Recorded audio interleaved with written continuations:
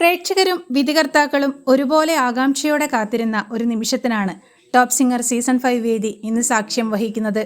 പാട്ടുവേദി മുമ്പ് ഇതുവരെ കണ്ടിട്ടില്ലാത്ത വേഷപ്പകർച്ചയും ആലാപന ശൈലിയുമായാണ് ടോപ്പ് സിംഗർ സീസൺ 5ന്റെ സ്വന്തം അണ്ണനായ ദേവദർശ് ഇത്തവണ മത്സരവേദിയിലെത്തിയത്.